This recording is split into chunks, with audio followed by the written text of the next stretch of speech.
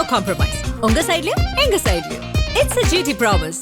GT Holidays, South India's #1 travel brand. Delivering smiles all around the professional careers. Reach us to reach them. மக்கள் போற்றும் மகத்தான தளபதிக்கு மக்களால் கிடைத்த வெற்றி சின்னம் விசில் சின்னம். இது நம்ம சின்னம். இவன் YBM பாலாஜி, கொளத்தூர் தொகுதி, தமிழக வெற்றி கழகம். இந்தியா அமெரிக்க ஒப்பந்தம் இந்தியாவுக்கு லாபம் தானே? இந்தியாவுக்கு லாபம் இல்லை, அமெரிக்காவுக்கு நல்ல லாபம். அமெரிக்கா நமக்கு வரி போட்டது 50. எதுக்காக 50? 25 ப்ளஸ் 25 ப்ளஸ் இல்லை, அது தண்டனை. இது மாதிரி ஒரு நாட்டை அவமானப்படுத்தவே முடியாதுங்க. ஆனால் 140 கோடி மக்களை கொண்டிருக்கிற நம்ம நாட்டில் இருக்கிற பிரதமர் எப்படி நடந்து கொள்ள வேண்டுமோ அப்படி நடந்து கொள்ளவில்லை. இந்த அக்ரிமெண்ட் எப்படி போடுறாங்க? முதல்ல ட்ரம்ப்பு அவர் ட்விட்டரில் போடுறார். உடனே அதை பார்த்துட்டு இவர் வெல்கம் ட்ரம்ப்னு சொல்லிட்டு நான் உனக்கு நன்றி உள்ளவனாக இருப்பேன்னு இவர் போடுறாரு. ஒரு நாட்டோட அக்ரிமெண்ட் இப்படியா போடுவாங்க? ஒரு வர்த்தக ஒப்பந்தத்தை இப்படியா போடுவாங்க? ஒரு விஷயம் தெளிவாக இருக்குங்க, அமெரிக்காவுக்கு இந்திய நாட்டின் பிரதமர் பயப்படுகிறார். எதுக்கு பயப்படணும்? பயப்படுகிறார். அதை தான் நாங்களும் கேட்கிறோம். எதுக்கு பயப்படுறீங்க? எவ்வளவு பெரிய நாடு இந்தியா இது ரஷ்யாவில இருந்து எண்ணெயை குறைக்கவில்லை என்று சொன்னால் பார்த்து கொண்டே இருக்கிறோம். அதை பார்த்து விட்டு அடுத்த முடிவு 50% வந்துவிடும் என்று பயம் காட்டுகிறார். ஒரு அக்ரிகல்ச்சர் செக்ரட்டரிக்கு நம்முடைய பிரதமர் பயப்படுறாருனா இது அவமானமா இல்லையா உங்களுக்கு? வணக்கம் ஆகாய நண்பர்களே. இந்திய அமெரிக்க வர்த்தக ஒப்பந்தம் இந்தியாவுக்கு நல்லனா, ஏன் எதிர்ப்பு கிளப்புகிறது? இதை பற்றி பேசுவதற்காக அரசியல் விமர்சகர் திரு துரைபாண்டியன் நீங்க வந்திருக்கிறார். வணக்கம் திரு துரைபாண்டியன். இந்திய அமெரிக்க ஒப்பந்தம் இந்தியாவுக்கு லாபம் தானே? இந்தியாவுக்கு லாபம் இல்லை, அமெரிக்காவுக்கு நல்ல லாபம். அதாவது பிரிட்டிஷ் ஏகாதிபத்தியத்தை எதிர்த்து போராடாத ஒரு கட்சி தான் இன்று ஆட்சியில் இருக்கிறது. இப்பொழுது அமெரிக்க ஏகாதிபத்தியத்திற்கு இந்தியாவை விட்டுவிட்டது என்று தான் சொல்ல வேண்டும். பாஜக சொல்றீங்க? பாஜகவை தான் சொல்கிறேன். ராகுல் காந்தி மாதிரி சொல்றீங்க? ராகுல் காந்தி மாதிரி நான் சொல்லலை. உண்மை என்னவோ அதை தான் நான் பேசுகிறேன். எனக்கு ராகுல் காந்தி சொன்னதை நான் சொல்ல வேண்டிய அவசியம் எனக்கு இல்லை. ஏன் விட்டு விட்டார்கள்னு சொல்கிறேன்னா, நீங்கள் நல்லா கவனிச்சு பாருங்கள். $500 மில்லியன் அதெல்லாம் நான் கூட போகல. அது 5 வருஷத்தில் அது முன்ன பின்ன இருக்கலாம். ஆனால் அந்த போட்டிருக்கிற அக்ரிமெண்ட்டில் இருக்கிற விஷயத்த அது பியூஷ் கோயலை கேட்குறான் பத்திரிகையாளர்.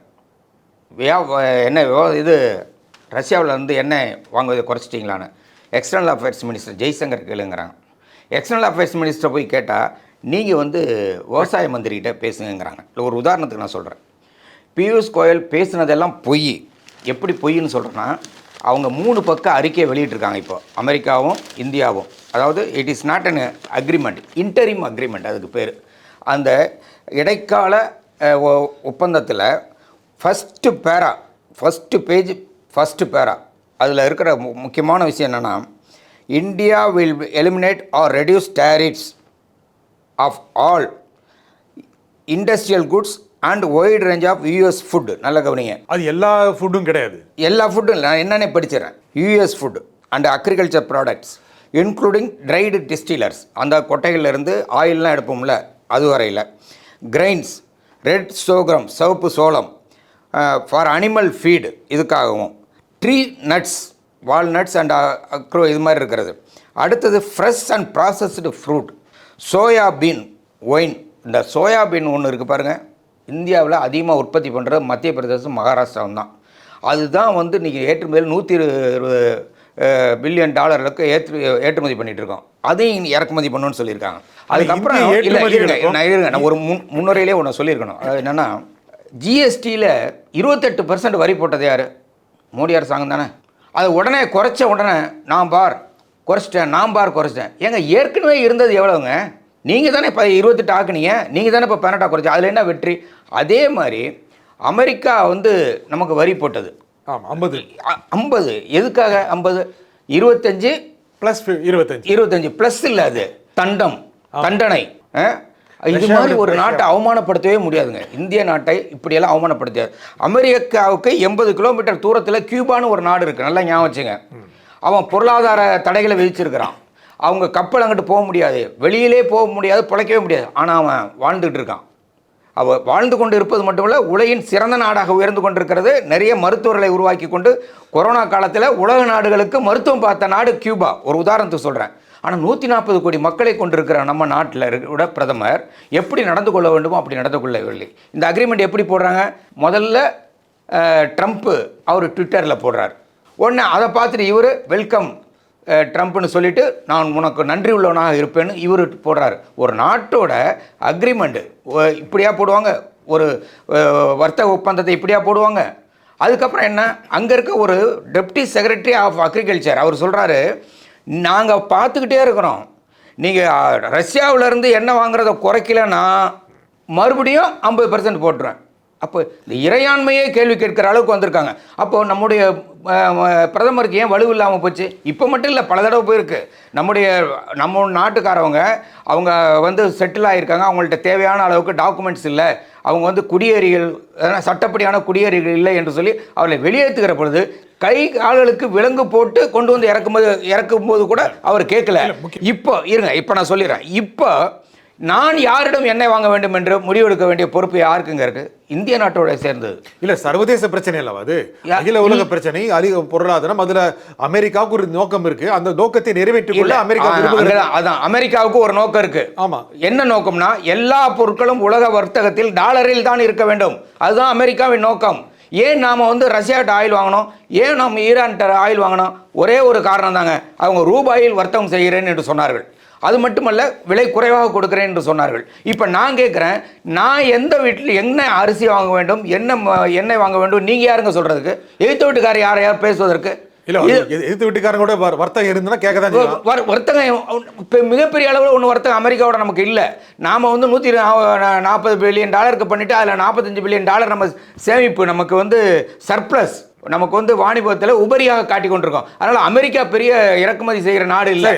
ஆனா நடந்தது மூலமாக நம்முடைய விவசாய பொருட்கள், ஜவுளி பொருட்கள், தோல் பொருட்கள், அதுக்கு எவ்வளவு டாக்ஸ் இருந்தது தெரியுங்களா உங்களுக்கு? அதுதான் நான் சொல்ல வந்தேன். 28 ஆக்கிட்டு 18 குறைச்சது பெருசாக கொண்டாடினவர் 3% டாக்ஸ் இருந்ததுங்க. விவசாய விளைபொருட்களை நீங்கள் இறக்குமதி பண்ணால் 150% வரை நாம் போட்டோம். ஏன்? இந்திய நாட்டுடைய விவசாயம் பாதிக்கக்கூடாது என்பதற்காக. ஆனால் இன்னைக்கு 0% என்று சொன்னால் என்ன ஆகணும்? கொஞ்சம் கற்பனை பண்ணி பாருங்கள். அப்படியே இந்தியா வந்து ஒரு விவசாய நாடு. காந்தியடிகள் உண்மையான இந்தியா எங்கே இருக்கிறது என்று சொன்னால் கிராமப்புறத்தில் இருக்கிறது என்று சொன்னார். ஏன் கிராமப்புறத்தில் இந்தியா இருக்கிறது? அங்கே விவசாயம் நடைபெற்று கொண்டிருக்கிறது. அப்போ இந்த விவசாயத்தை காப்பாற்ற வேண்டும் என்று சொன்னால் நமக்கு சில சேஃப்டி கிளாஸை போட்டிருக்கோம்ல, அது போடவே இல்லை. அதனால தான் அந்த பாரத கிசான் யூனியன் என்ன சொல்கிறாங்க, இதுவரையில் பியூஷ் கோயல் பேசியதெல்லாம் போய் அவர் உடனடியாக பதவி விலக வேண்டும். அதே மாதிரி இந்திய நாட்டோட பிரதமர் இந்த ஒப்பந்தத்தில் கையெழுத்து போடக்கூடாது என்று எதிர்ப்பு தெரிவித்து இன்னைக்கு 12ஆம் தேதி ஒரு மாபெரும் போராட்டத்தை நாடு முழுவதும் விவசாயிகள் நடத்தியிருக்கிறார்கள். ஆனால் தமிழகத்திலிருந்து போகின்ற ஜவுளி ஆடைகள் கூட, மற்ற பிரச்சனைகள், தோல் பொருட்கள் எல்லாத்துக்கும் அமெரிக்காவிலிருந்து விதிக்கப்பட்ட வரிகள் குறைக்கப்பட்டிருக்கு. குறைக்கப்படுதுன்னா 18% ஆயிருக்குங்க. 3% இருந்த வரி இப்போ 18% 50லேருந்து குறைஞ்சிருக்குல்ல? இல்லை, 50லேருந்து குறைஞ்சிருக்கு. எப்படி அது 50 ஏற்றுனதுக்கு என்ன காரணம்? அப்பயே நீ ஏன் அனுமதிக்கல? நான் கேட்குறேங்க. ஒரு உலக உறவு நமக்கு அமெரிக்கா இருக்கிற வழி இல்லையா? அமெரிக்காவை விதிக்கும் போது என்ன வழி? ஏன் எதுக்க முடியாது? நீங்க எப்படி சொல்றீங்க? எப்படி சீனா மேல 125 145% போடுகிறேன் என்று சொன்ன பொழுது நீ எத்தனை சதவீதம் போடுகிறாய், அத்தனை சதவீதம் நானும் போடுவேன் என்ற சொன்னது பிறகு குறைக்க வேண்டிய கட்டாயம் ஏற்பட்டதா இல்லையா? ஏற்பட்டது. இப்போவும் நான் சொல்கிறேங்க, இன்றைக்கி வந்து இந்தியாவில் ஏற்பட்டிருக்கிற நிலை ஒரு வந்து சாதாரண சூழ்நிலை இல்லை. மீண்டும் இந்தியா ஒரு ஏகாதிபத்தியத்துக்கு அடிபணிக்கிற ஒரு துரதிர்ஷ்டவசமான நிலைமை ஏற்பட்டிருக்கிறது. நான் அந்த விவசாய சங்க தலைவர் எழுதின கடிதத்தை நான் படிக்கிறேன், கேளுங்க. The commerce minister is consciously propagating falsehood and Tamil சொல்லுங்க, மக்களுக்கு புரியாது, சின்ன நிகழ்ச்சி, பொய்யான செய்தியை சொல்கிறார்கள். அதுக்கப்புறம் விவசாயிகளை காட்டி கொடுத்து கொண்டு விவசாயிகளுடைய நலனை படிச்சா டிராகிங் இருக்கும். நான் சொல்றேன், ராகுல் காந்தி திரும்ப சொல்றாரு நாட்டை விட்டு விட்டார்கள். இது சந்தேகமே கிடையாது. எதிர்க்க வேண்டும் என்பதற்காக இல்லைங்க.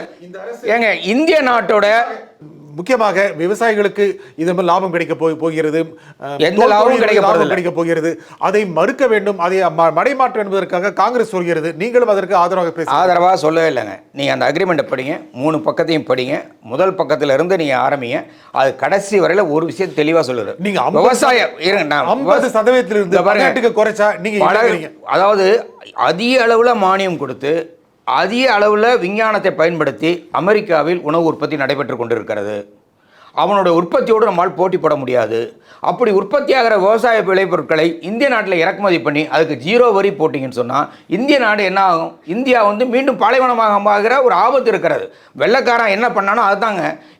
வெள்ளைக்காரன் என்ன பண்ணால் இந்திய விவசாயத்தில் உற்பத்தி ஆகிற பொருளாக வாங்கிட்டு போய் அதே பொருளாக்கி மாற்றி வந்து விற்றான், பணம் சம்பாதிச்சான்.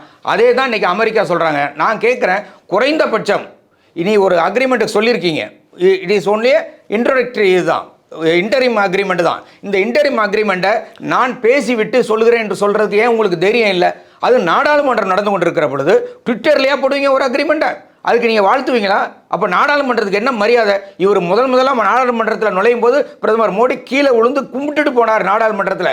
இவர் எதை கும்பிடுறாரோ அது கடைசின்னு அர்த்தம்னு நான் நினைக்கிறேன். அந்த நாடாளுமன்றத்தில் இதை பேசக்கூட அனுமதிக்கல.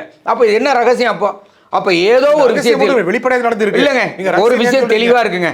அமெரிக்காவுக்கு இந்திய நாட்டின் பிரதமர் பயப்படுகிறார். எதுக்கு பயப்படணும்? பயப்படுகிறார். அதை தான் நாங்களும் கேட்கிறோம். எதுக்கு பயப்படுறீங்க? எவ்வளவு பெரிய நாடு இந்தியா வந்து நடந்து வர்றது கூட அமெரிக்கா தாங்காதுங்க. இந்திய நாட்டு மக்கள் நடந்து போக வேண்டும் என்றால் அமெரிக்கா தாங்க. 35 கோடி மக்கள் தான், அவ்வளவு. இந்தியா 144 கோடி மக்களை கொண்ட ஒரு நாடு. அந்த நாட்டினுடைய பிரதமர் பயப்படாதீங்கன்னு சொல்றோம், தலை நிமிர்ந்து நில்லுங்கள் என்று சொல்கிறோம், தலை குனியாதீர்கள் என்று சொல்கிறோம். இன்னைக்கு ஒரு assistant secretary of the agriculture அவர் சொல்றார், நீ ஈரான்ல இது ரஷ்யாவில் இருந்து எண்ணெயை குறைக்கவில்லை என்று சொன்னால் பார்த்து கொண்டே இருக்கிறோம், அதை பார்த்துவிட்டு அடுத்த முடிவு 50% வந்துவிடும் என்று பயம் காட்டுகிறார். ஒரு அக்ரிகல்ச்சர் செக்ரட்டரிக்கு நம்முடைய பிரதமர் பயப்படுறாருனா இது அவமானமா இல்லையா உங்களுக்கு? வெள்ளை ஏகாதிபத்தியம் பீரங்கி குண்டுகளை வைத்துக்கொண்டு நம்மளை அடிக்கிற பொழுது உயிரை கொடுத்தோம், நேருக்கு நேராக நின்று பயந்து ஓடவில்லை. இன்னைக்கு வெள்ளை ஏகாதிபத்தியம், அதே வெள்ளை ஏகாதிபத்தியம் அமெரிக்கா என்ற பெயரில் இந்தியாவை பயம் காட்டி கொண்டிருக்கிறது. இன்னைக்கு நம்முடைய பிரதமரும் அவரோட தலைமையில் இருக்கிற அமைச்சரவையும் புறமுதுகு காட்டி ஓடிக்கொண்டிருக்கிறார்கள். பிசினஸ்ங்கிறது கிவ் அண்ட் டேக் தானே, அது பார்க்க முடியுமா? நீங்க கிவ் அண்ட் டேக்னா எனக்கு சாதகமா இருக்கணும். இன்னைக்கு ஒரு முக்கியமானது என்னன்னா, ரெண்டு விஷயங்க. நமக்கும் சாதகம், அமெரிக்காவுக்கும் சாதகம். இந்தியாவுக்கு சாதகம், அமெரிக்காவுக்கும் சாதகம், மறுக்க முடியுமா? இல்ல, இதுல அமெரிக்காவுக்கு மட்டும் தான் சாதகம். இல்ல, நீங்க அப்படி சொல்றீங்க. நான் சொல்லல, உண்மை அதுதான். ஏன்னா 3% இருந்தது, நீங்க 18% ஆக்கிட்டீங்க. 18% ஆக்குனது கொஞ்ச நாளைக்கு வந்து நம்ம திருப்பூர், ஈரோடு, கோயம்புத்தூர், சூரத் போன்ற இடங்களுக்கு லாபம் ஈட்டுவது போல் இருக்கும். ஆனால் இல்ல, ஆனால் அதற்கு பிறகு அவன் என்னென்ன இறக்குமதி பண்றான்னு பார்க்கும் பொழுதுதான் அந்த ஆபத்து இருக்கிறது. அதனால வந்து இது வந்து இனிப்பு தடவிய ஒரு மருந்து, கசப்பு மருந்தை அவர் கொடுத்திருக்கிறார். அது நமக்கான மருந்து அல்ல, அமெரிக்காவான மருந்து. அமெரிக்காவில் இன்னைக்கு வந்து இன்ஃப்ளேஷன், அதாவது பணவீக்கம் உயர்ந்து போய் அது திண்டாடி கொண்டிருக்கிறது. உலகத்திலேயே அதிகமாக கடன் வாங்கி இருக்கிற நாடு அமெரிக்க நாடு. America is living on borrowed money and borrowed time என்று டைம் பத்திரிகை எழுதுது. அவன் கடன் வாங்கிய பணத்திலும் கடன் வாங்கிய நேரத்திலும் அமெரிக்கா வாழ்ந்து கொண்டிருக்கிறது. அவனுடைய கஷ்டத்தை இந்திய நாட்டு மீது திணித்து இந்திய நாட்டு மக்களுக்கு இன்னைக்கு பிரச்சனை உருவாக்கி இருக்கிறார் என்பதுதான் உண்மை. இந்த நிகழ்ச்சியில் உங்கள் கருத்தில் குறிப்பாக திரு துரைபாண்டியன் மிக்க நன்றி. மீண்டும் ஒரு நிகழ்ச்சி சந்திப்போம். நன்றி, வணக்கம். No compromise. உங்க சைடுலயும் எங்க சைடுலயும். It's a GT promise. GT Holidays, South India's #1 travel brand. Delivering smiles all around the professional careers. Reach us to reach them. மக்கள் போற்றும் மகத்தான தளபதிக்கு மக்களால் கிடைத்த வெற்றி சின்னம் விசில் சின்னம். இது நம்ம சின்னம். இவன் YBM பாலாஜி, கொளத்தூர் தொகுதி தமிழக வெற்றி கழகம்.